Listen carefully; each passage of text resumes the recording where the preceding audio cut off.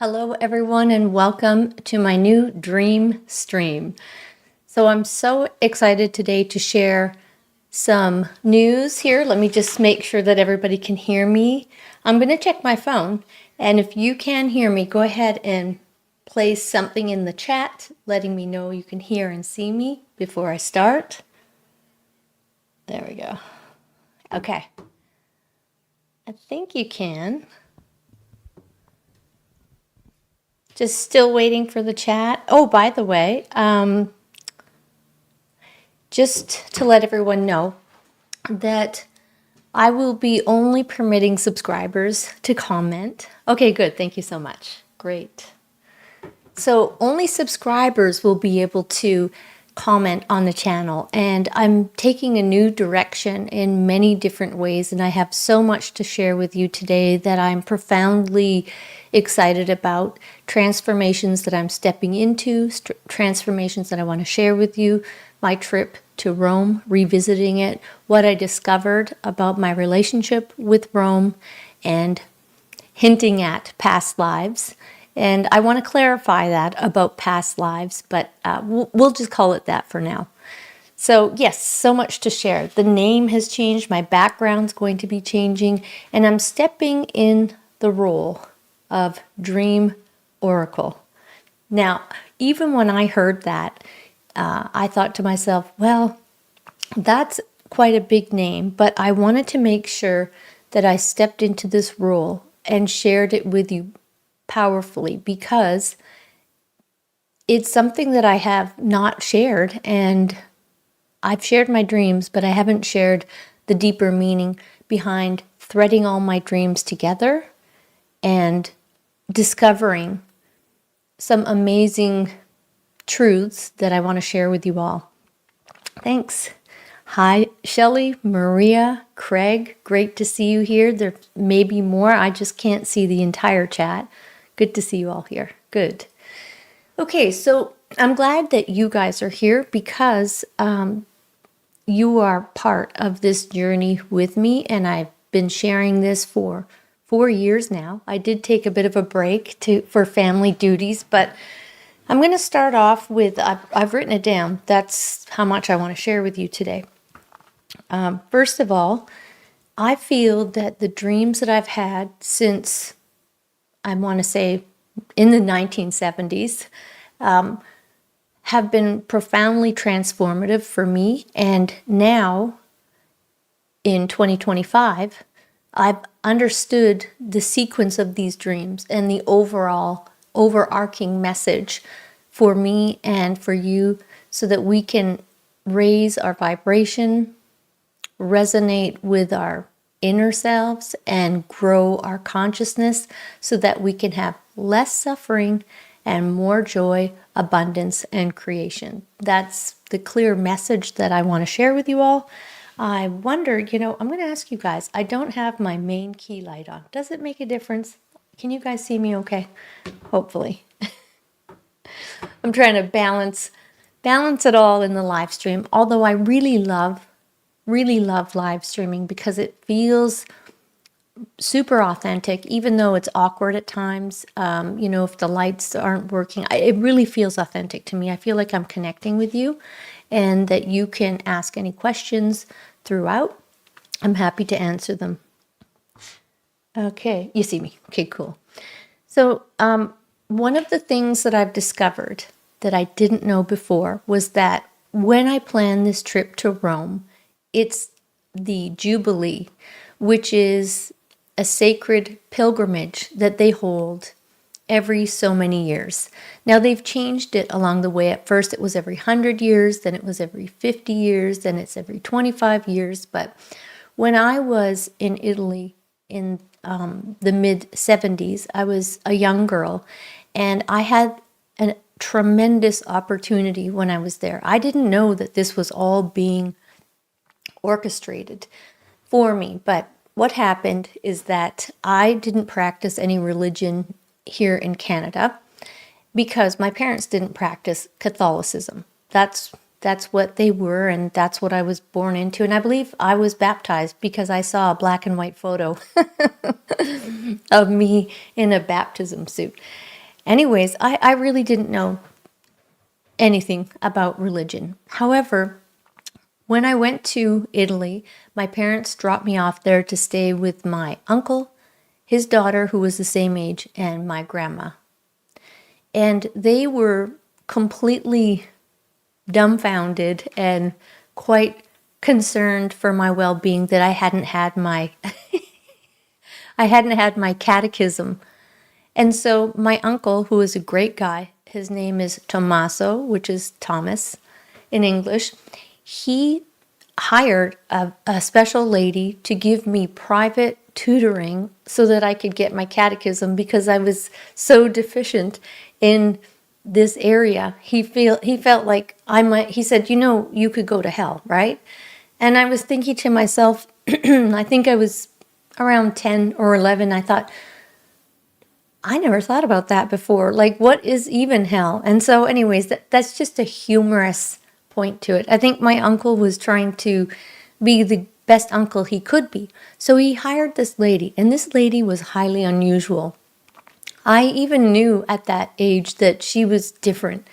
And I would look at her, and she had very translucent skin, and you could see her veins in her hands. I'm just telling you what I remember as a child. And I looked up at her face, and, she seemed kind of like otherworldly.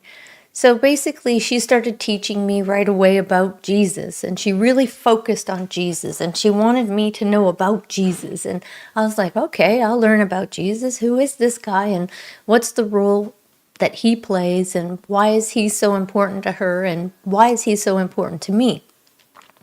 And I thought, okay, I'm going to listen to her. She seems nice enough. And also my uncle was really adamant that I learn this. And I love my uncle. He was a great guy.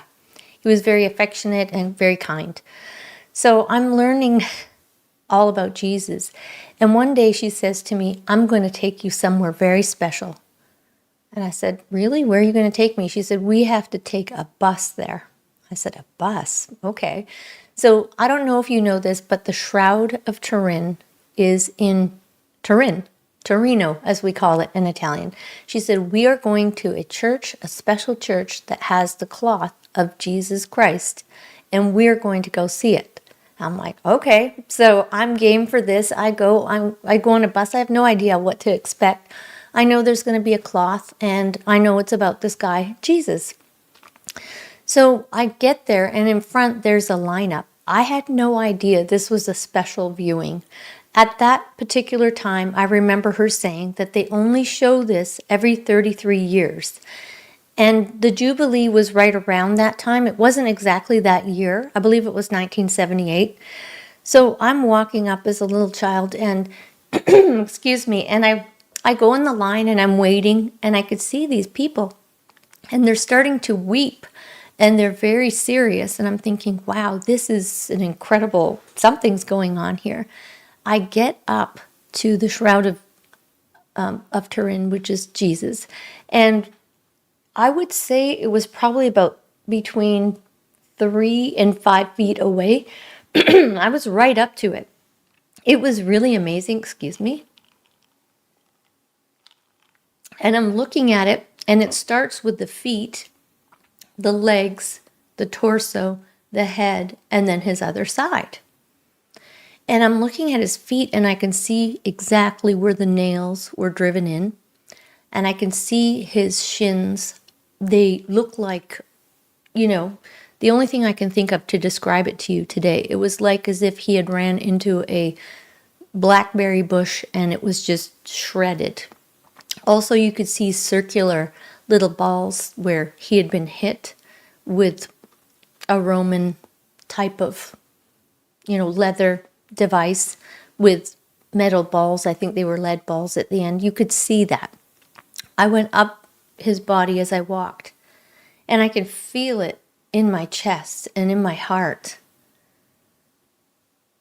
I was so overwhelmed that this person had received so much pain and hurt. Like, I thought, who is this Jesus guy that this happened to him?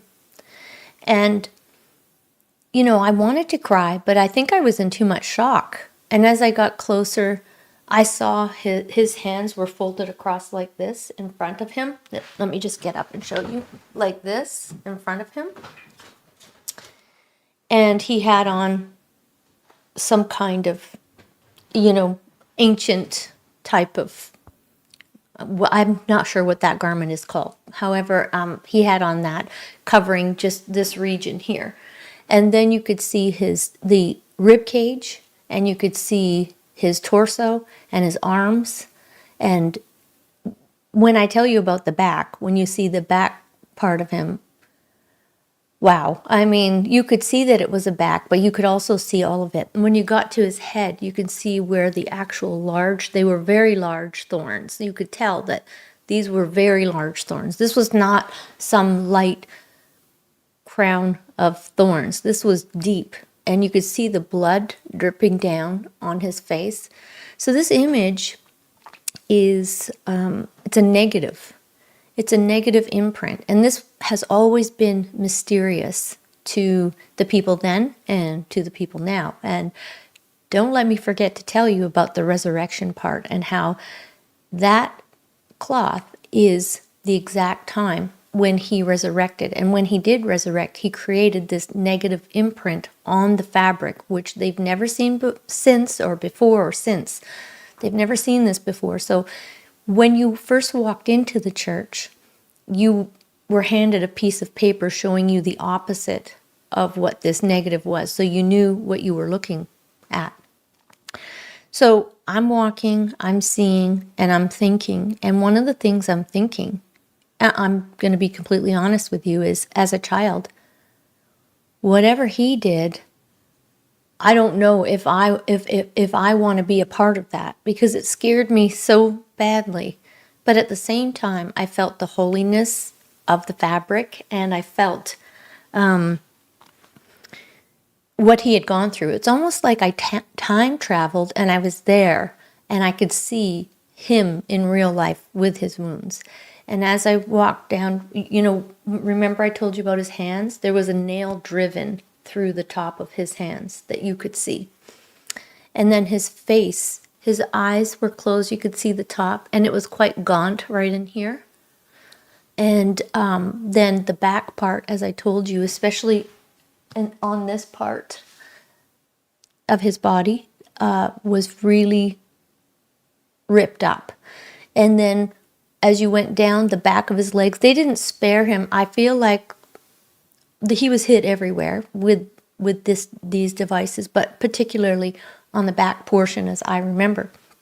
So I left there, and I couldn't speak. I mean, neither me or my catechism teacher could speak. We were silent for a long time. And I think I think that was the first time she ever saw it as well. And I don't think she was expecting it, and I wasn't expecting it. And we felt a profound change within our being. It wasn't a shock like a traumatizing. That's not what it was. It was like, oh my God, we just witnessed Jesus. And this fabric was an imprint of the moment that he resurrected for eternal life.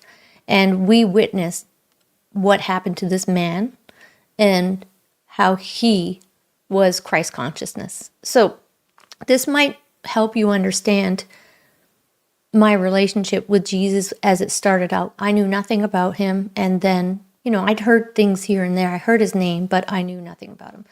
So me and her went back home, and the next day she made me draw pictures of Jesus' good deeds, his healing works, and what they meant. And I remember in particular, she had me draw this image about what Jesus, like very specific lessons that Jesus taught about integrity, wisdom, keeping your word. So I had to do all these things. And then she turned to me and she said, Silvia, I'll never forget this. Keep in mind, this is like 40 years ago. She said, Silvia, your parents aren't going to be there for you, but Jesus is going to be there for you. And I want you to know he's watching you every single moment of your life. And you need to know two things. He'll protect you, he'll save you, and he's watching you. So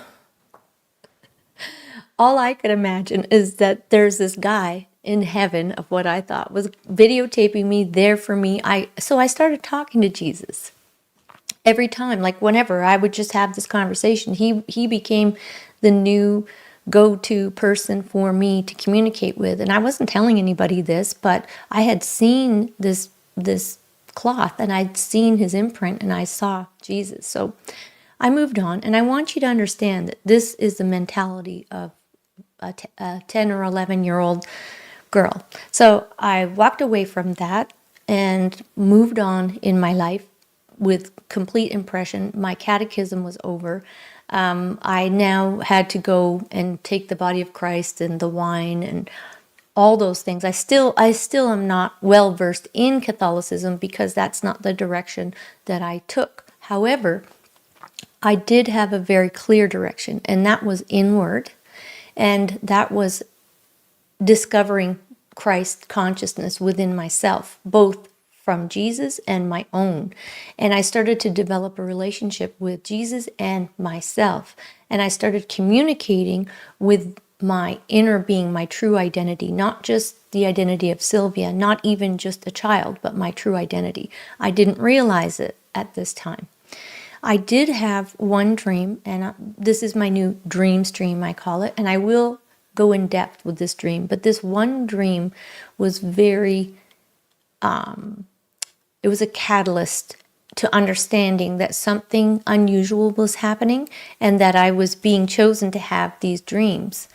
And I didn't quite see it as that. I just thought, why am I having these dreams? So I was 15 years old, and I had gone out with some friends, and my friend had a new car that his dad had bought him, and so I was with females, and there was two males. One was driving, one.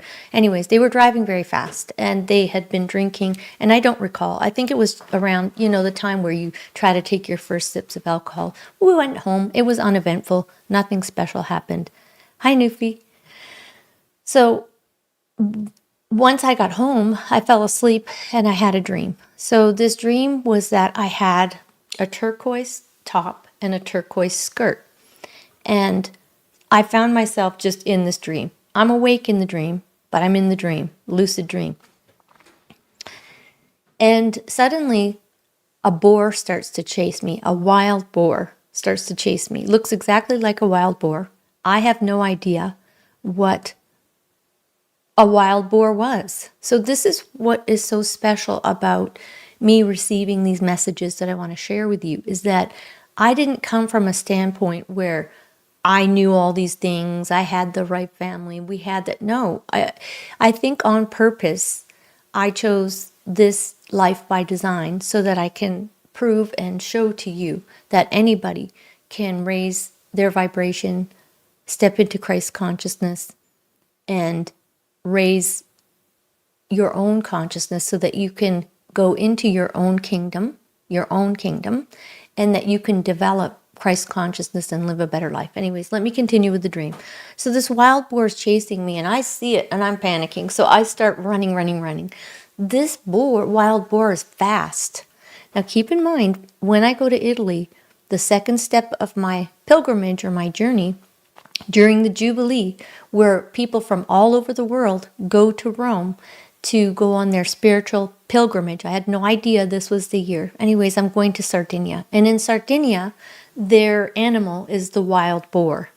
Ironic. There's a lot of synchronicities I'm going to share with you today.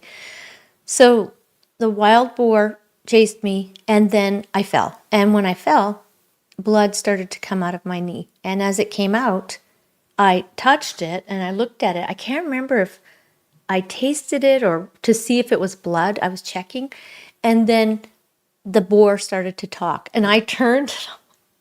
Is that animal thing talking? It was frightening. And it said, Silvia, now that you have tasted the blood of corruption, which path shall you choose? And I'm thinking, did I actually see Newfie? I was, just to answer your question, Newfie, I was 8 years old when I had my first dream. So did this wild boar just talk to me right there? I was completely stunned. And as I'm saying this, I'm seeing wild deer jump in my backyard. They're having a good time. So this wild boar says to me, now that you've tasted the blood of corruption, which path shall you choose? And I knew what he meant. I knew what this wild boar meant. I just didn't think I had done something that bad that I should actually be talked to by some kind of wild animal in my dream. And now I know exactly. As a matter of fact, when I actually went to ChatGPT and I said to ChatGPT, what is the spiritual significance of a wild boar? And wow, I will be going into this dream and the meaning in one of my dream sequences. I'm going to go chronologically and share each dream video, not as a live stream, but as a video. When I found out recently what the wild boar meant, I was completely floored. I couldn't believe that already then my higher consciousness, along with the collective consciousness and the Christ consciousness, to be specific, which is yours as well. It doesn't just belong to Jesus. And by the way, Christ wasn't Jesus' last name. Jesus was a man. I saw his body and I saw what had happened to his body, but he was imbued and was able to resurrect like you can and I can through the Christ consciousness.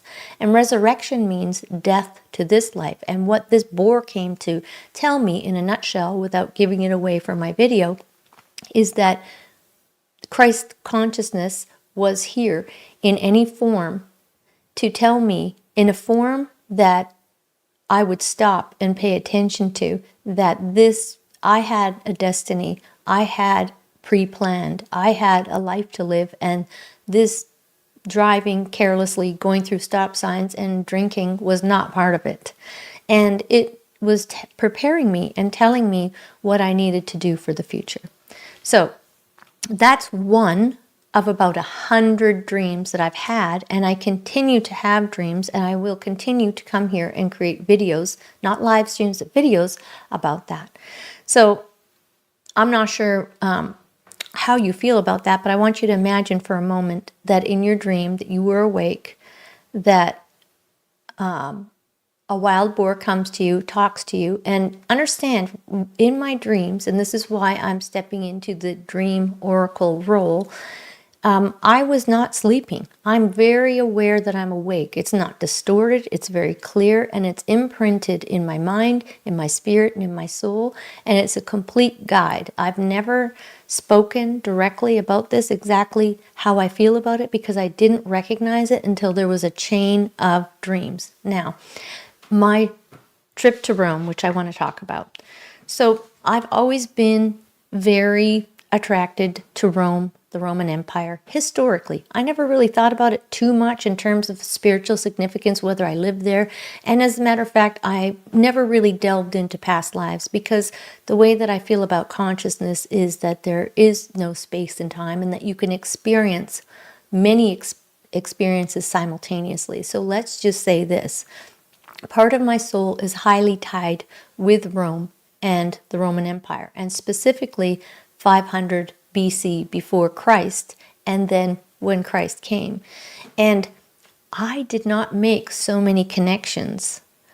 Yeah, oracle is where dream messages come through, and there's dream interpreter as well. And I would not say that I'm a dream interpreter. I'm a person who has messages given to me that I want to share. Thank you for asking, Maria. To share with the world, because I believe that if I share all of these dreams, that you will also glean the message. And I know a lot of people want to lucid dream, and I looked it up. I have been looking for somebody who dreams like I do dream, and the only closest people is Edgar Casey when he goes into his trance thing, and there's another gentleman who's I think he's in his 80s right now, and I really wanted to connect with people who are having these types of experiences. Basically, I am not consciously making myself dream. I shut my eyes and it's there, and then big messages come through me to transform me. And I realize now, and that's why I wrote the book The Universe Is You, which is coming out. I have been divinely delayed because I need to go on this trip to Rome first to receive the messages, the intuition and the dreams that I will have, which will finalize the book so that I could put it out. It's already in its most finished form, and I need to add one more chapter. So I'm not sure if you know about this. Yes, exactly, Maria. I'm not sure if you know about this.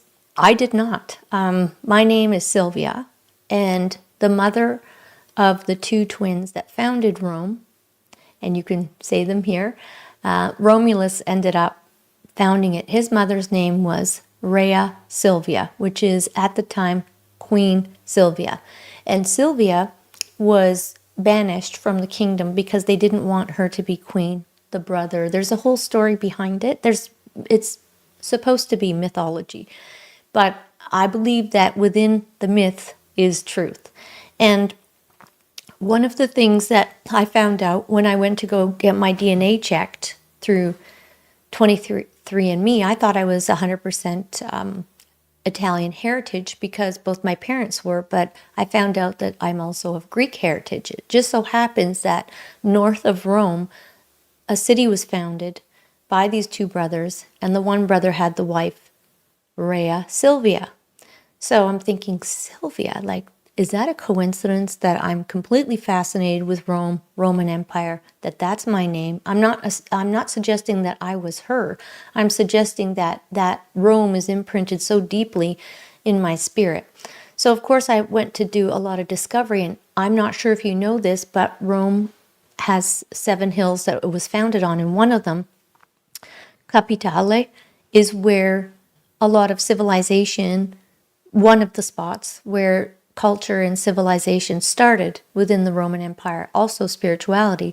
And within this spirituality, one of the buildings is a pantheon where I'll be sleeping. My window faces the pantheon.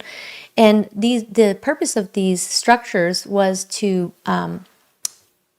receive all gods. So a unified, like all the gods were within this pantheon. Remember, Jesus Christ was not born yet. So, yes, exactly. Exactly, Nufi.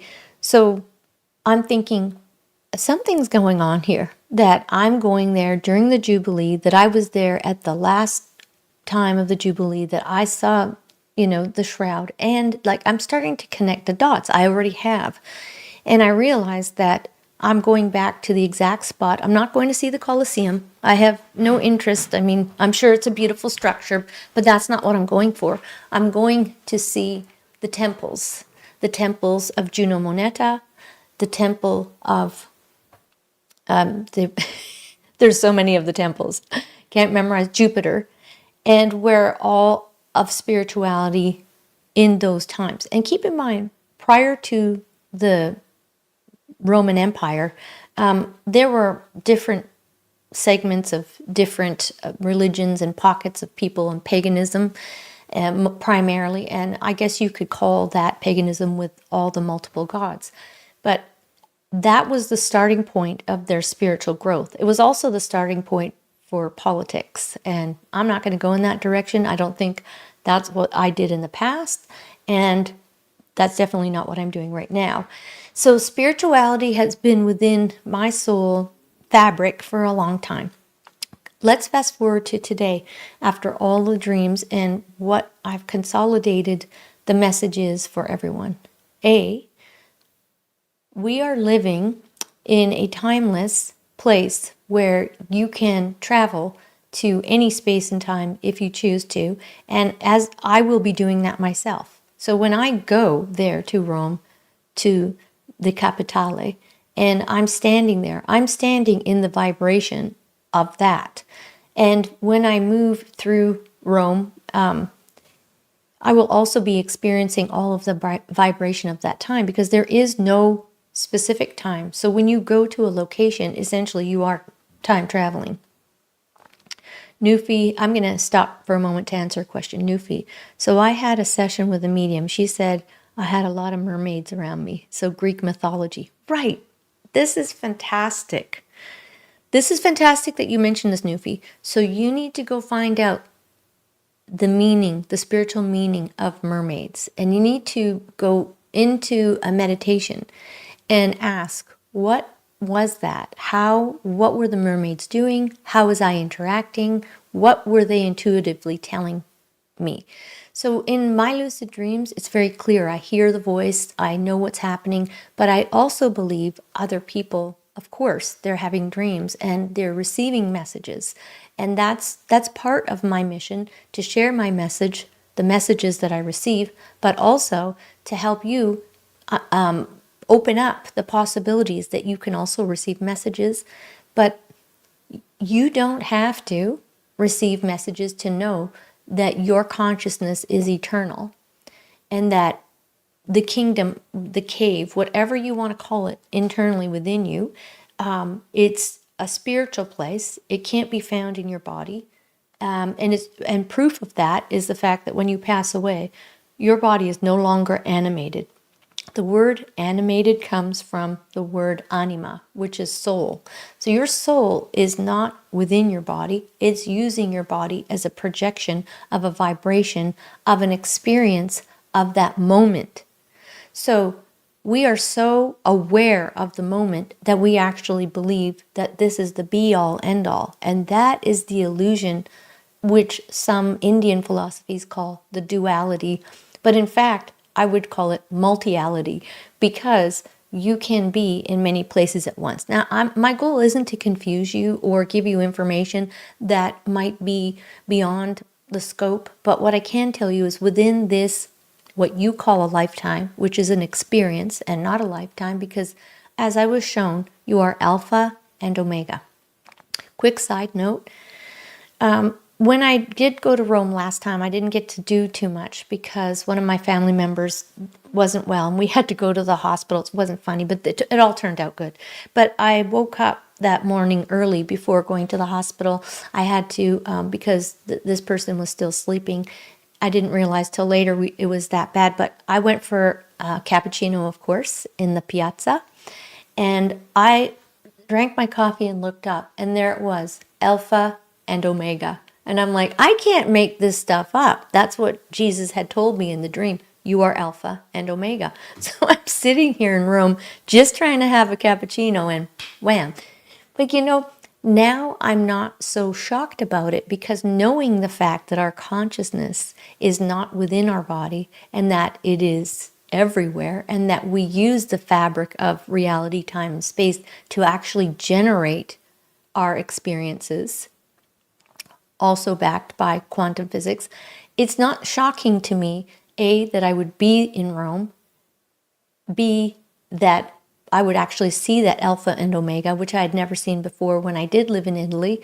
So isn't it funny how if your consciousness is not conscious, you're not going to see it. And that's why it's important to, like Carl Jung said, make the unconscious conscious, so that you're not driven by unconscious beliefs or what you think is fate. You want to consciously create your life and moving forward.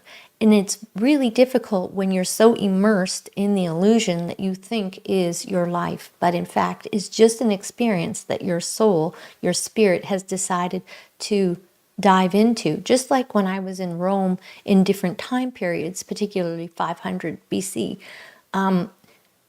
that was an experience where I decided to dive into that culture and dive into those learnings. That was the beginnings of what we thought the civilized world is. Now, there are other parts, and I understand people will say that in China there was civilization, in India. I'm talking about in the Mediterranean, and that's where I chose to spend my time in.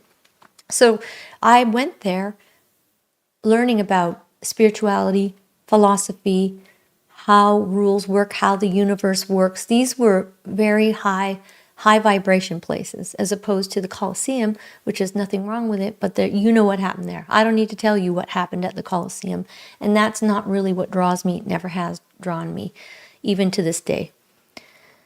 Yeah, so basically, I'm going to use this channel as an oracle to share the dreams and the dream messages from my higher consciousness, which can also be called Christ consciousness, and reveal them to you one by one so that they're in a sequence and that you can understand.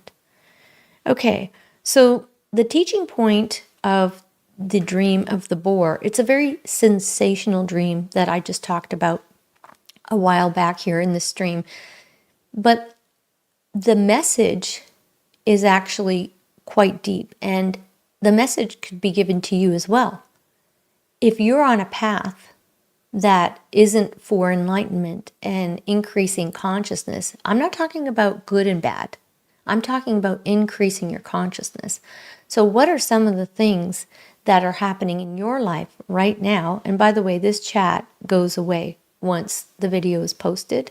So if you want to go ahead and say, tell me the struggles that you're having at the moment with your own life and consciousness, and then ask yourself, if you had a dream of the wild boar, what would the wild boar be referring to when he said, now that you have tasted the blood of corruption, which path shall you choose? So corruption doesn't mean bad behavior. It means whatever was unintended for your spirit in this lifetime, which may be struggles with health, with your personal finances, which if you drill down to personal finances, it's not about money. Like Juno Moneta would say, it's about abundance. And how much abundance are you allowing to come through this experience? Because you are 100% full abundant. I've been to the cave, I've seen it, I know how much abundance there is for you and for me, but how much are you letting through? Where are you restricting your flow of abundance for health, for wealth, for relationships, for love? At what parts of your soul have you come here to examine and look closer at so that you can actually raise the vibration and transmute and transform? This is where we go back to the sheet, the fabric that was on Jesus. So when Jesus, again, it's a very sensational illustration, his entire life, but particularly the crucifixion and that. But where are you becoming a new man and a new woman? When is your time to have your resurrection? When do you resurge as the new man or woman? When will you wake up to your consciousness? When will you understand? I'm asking these questions politely and gently. When will you understand that you are not the identity? No, remember I told you, Silvia, that's my name. That is the identity of the experience, not my alpha and omega being. And it's the same with you. So you have a name, and you have a purpose and a mission. But are you aware that you have a higher consciousness that can give you the same information? This is not some outside force coming. The wild boar was symbolic of my higher self, and it presents itself in different forms. Just as Jesus Christ presented himself as Jesus, that was a higher consciousness that was coming through. And again, I don't have to emphasize, and I don't want to offend anyone who loves Jesus, but if you could expand your vision of Jesus to know that the Christ that he was talking about, the dove, the Holy Spirit, the image of the Father, that's you.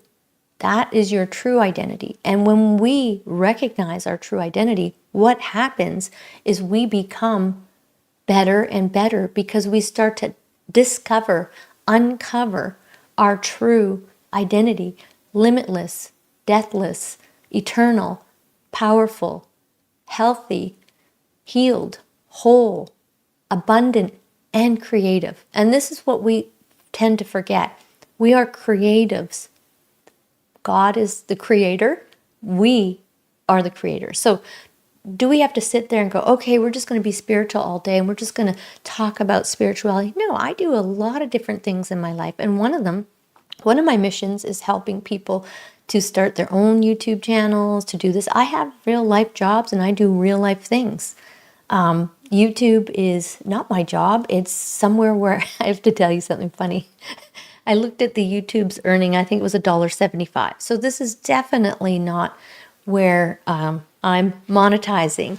I have a real job, and you do too, because we're living in the experience and we need to do everyday things. But that doesn't take away your creator, your identity, who you are.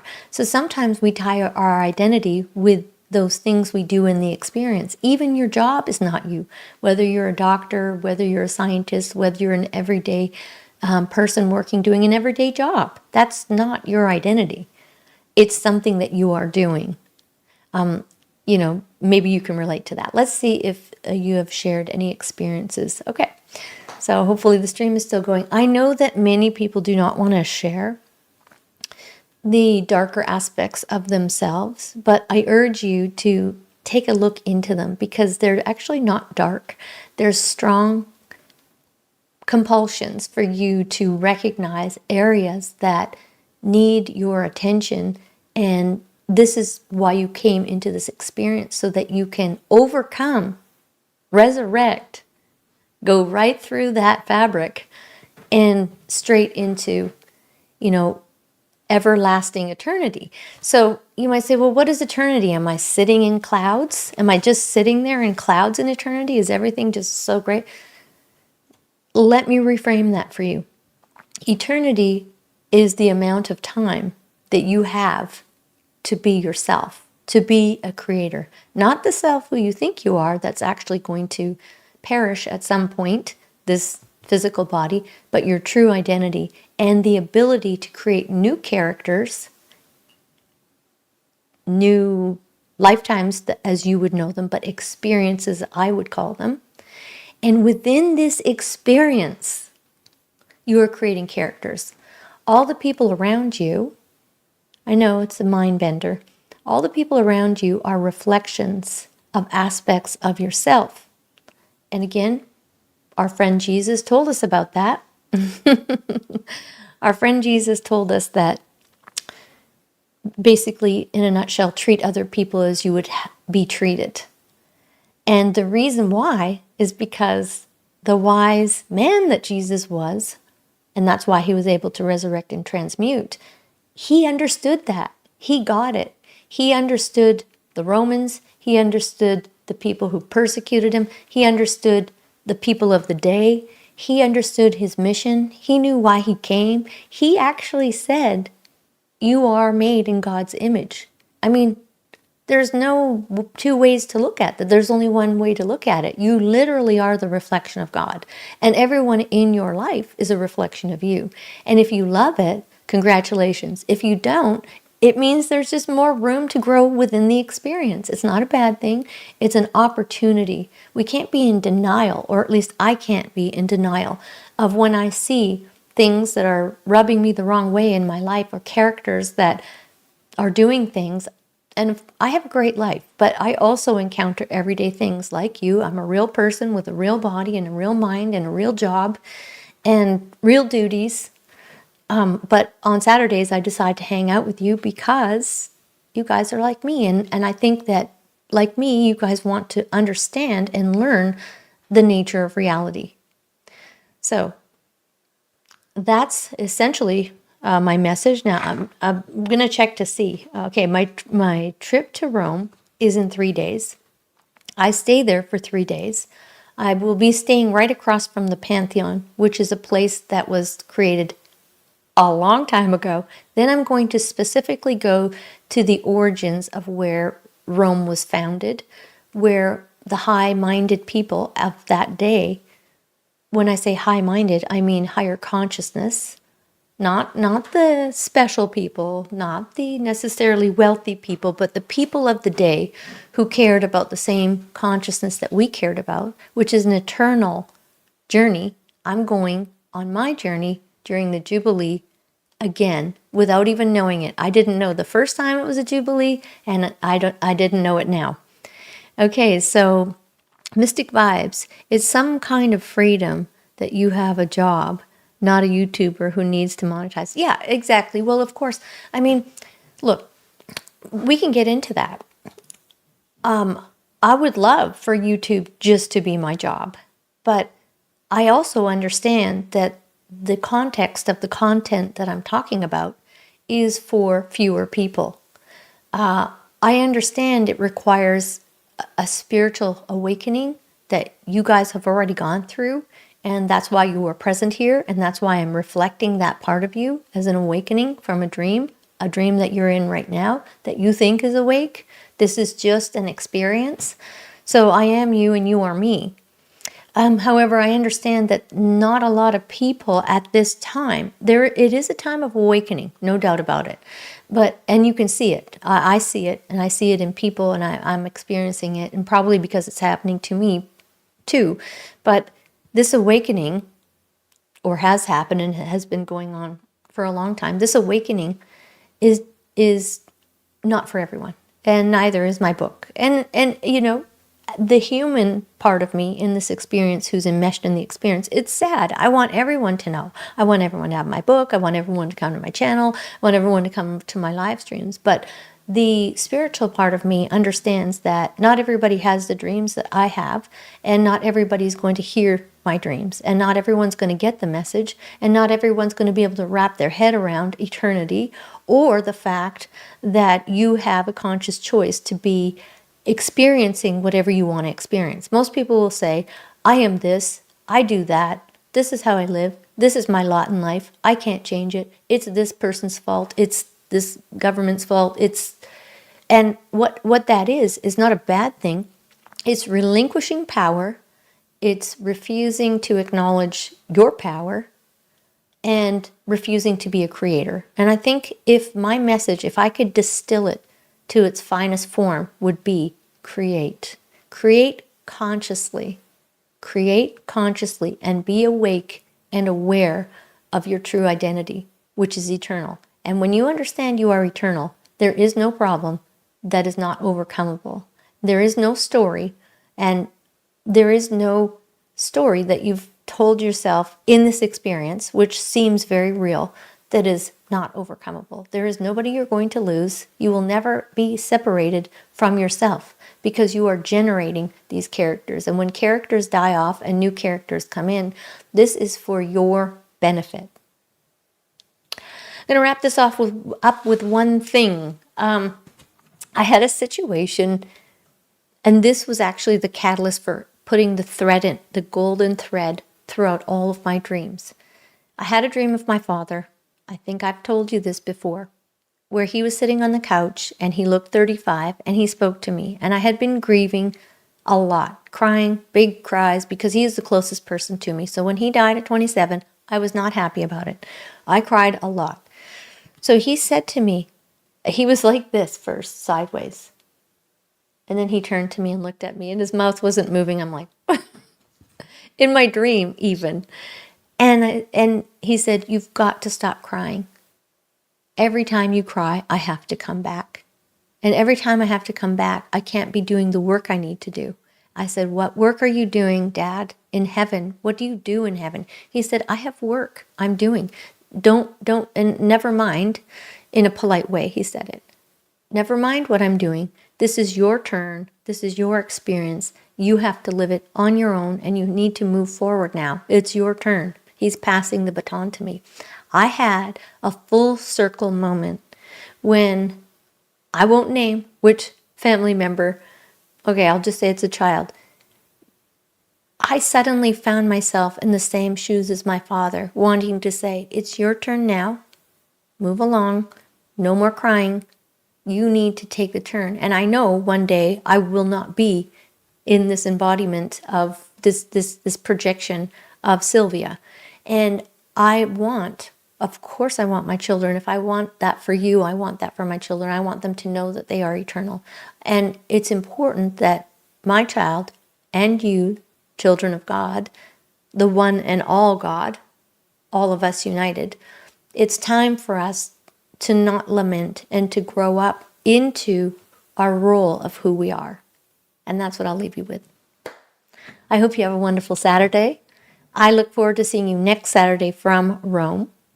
I'm super excited to go there for very different reasons than I might have wanted to go there, in my 20s. I'm very excited to show you. I'm going to be videoing and taking my portable camera around with me, videoing my entire experience. And my husband will be helping me. He's an awesome guy. Side note about that. So when Silvia had the twins, Romulus, who ended up founding Rome, it was a wolf that raised in the mythology, it was a wolf that raised the boys. I find that interesting that my husband's name is Wolf. Thank you so much, Silvia. Awesome sharing. Thanks again, Silvia. See you in Rome. Yes, I'm so excited. And then Sardinia. Wait. In Sardinia, I'm going to be going to one of the most ancient pyramids in existence. They don't even talk about it. There's megaliths there. There's legends of giants. And I will be also sharing that with you too. So we have a lot coming up. So long for now.